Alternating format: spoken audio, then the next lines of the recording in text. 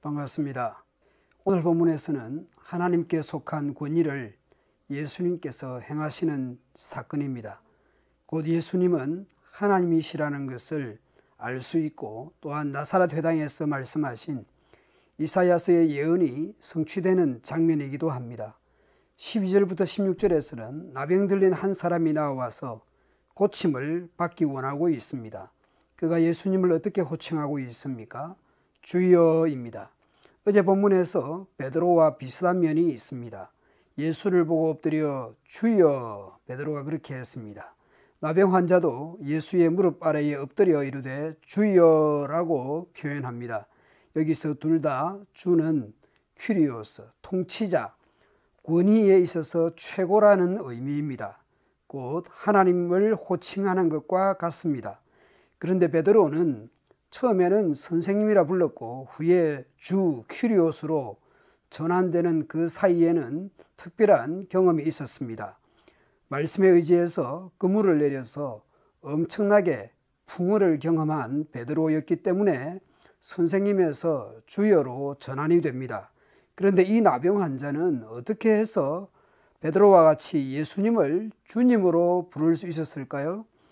4장 14절이나 4장 36절 37절에 보면 예수의 소문이 그 근처 사방에 퍼졌다라고 되어 있습니다. 예수님에 대한 소문이 사방에 널리 알려졌을 것입니다. 나병 환자 치료하셨다는 소문은 못 들었겠지만 못 고치는 병이 없다는 소문을 들었을 것입니다. 그리고 나사렛 회당에서 예수님께서 하셨던 그 말씀이 이 나병 환자의 귀에 들렸을 가능성도 생각해 볼 만합니다. 이스라엘 사람들 중에 나병에 걸린 사람은 나만을 모를 사람이 없을 것입니다. 그 이야기를 예수님이 언급했다는 것만으로도 이 사람에게는 예수님이 특별할 수 있었을 것입니다. 자신이 혹시 나만처럼 고침받을 수도 있었을 것이라는 생각을 했을지 모르겠습니다. 사람으로서는 고칠 수 없는 질병을 예수님이 치료할 수 있다는 마음으로 나아왔을 것입니다.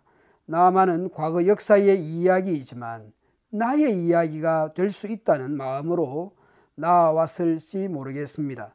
그래서 그는 엎드리며 예수님을 주, 하나님, 최고의 통치자, 큐리오스로 부르고 있습니다. 그 나병 환자에게 예수님은 말씀으로 치유하십니다. 예수께서 손을 내밀어 그에게 되시며 이르시되 내가 원하노니 깨끗함을 받으라 하신데 나병이 곧 떠나니라. 나병으로 인해서 가족을 떠나야 했고 공동체를 떠나야 했고 살아서나 죽은 자처럼 살았던 그가 이제 나병이 떠나니 그가 다시 돌아올 수 있게 됩니다. 가정으로 공동체로 돌아올 수 있게 됩니다. 놀라운 경험을 하게 됩니다. 예수님에 대한 소문은 더욱 널리 퍼집니다. 말씀과 병고침을 바라고 나아오지만 예수님은 또한 물러가십니다. 예수님은 한적한 곳을 찾아서 기도합니다. 수많은 사람들에 둘러싸여서 일에 파묻히지 않고 기도할 장소를 찾아서 한적한 곳으로 가서 기도합니다. 전도하지만 또한 기도에 집중합니다. 17절 이후에는 중풍병자를 고치시는 사건이 등장합니다. 말씀을 전하시고 질병들을 고쳐주시고 계셨는데 이 자리에 특별한 사람들이 앉아 있습니다. 뭔가 분위기가 심상치 않습니다. 5장 15절에서 예수의 소문이 더욱 퍼짐에 수많은 무리가 말씀도 듣고 자기 병도 고침을 받고자 하여 모여온 것과는 다른 것이죠. 뭔가 종교 지도자들이 예루살렘으로부터 와서 예수님을 지켜보고 있는 셈입니다. 예수님에 대한 소문은 전국 각처에까지 나 있었다라는 반증입니다. 예수의 소문이 더욱 퍼짐에 수많은 무리가 말씀도 듣고 자기 병도 고침을 받고자 하여 모여오되 거기에는 너무나 많은 사람들이 모여 있었습니다. 길을 터주지 않았는지 길을 터주기조차 어려웠는지 모릅니다. 한 중풍병자를 사람들이 침상채로 메고 와서 예수 앞에 들여놓고자 하였으나 무리들 때문에 들어가지 못하고 지붕을 뚫어서 침상채로 예수님 앞에 따라 내리게 됩니다. 예수님은 병을 치료하신 것이 아니라 먼저는 죄사함을 받았다라고 말씀합니다. 예수께서 그들의 믿음을 보시고 이르시되 이 사람아 내 죄사함을 받았느니라. 서기관과 바리새인들은 생각했습니다. 속으로 한 가지 질문을 떠올립니다. 이 신성모독하는 자가 누구냐? 오직 하나님 외에 누가 능히 죄를 사하겠느냐? 예수님께서는 중풍병자를 메고 오는 이들의 믿음도 보시지만 거기에 앉아있는 서기관과 바리새인들의 생각도 간파하십니다. 예수께서 그 생각을 하시고 대답하여 이르시되 너희 마음에 무슨 생각을 하느냐? 내 죄의 사함을 받았느니라 하는 말과 일어나 걸어가라 하는 말이 어느 것이 쉽겠느냐? 그러나 인자가 땅에서 죄를 사하는 권세가 있는 줄을 너희로 알게 하리라. 예수님께서는 모든 것을 하실 수 있습니다.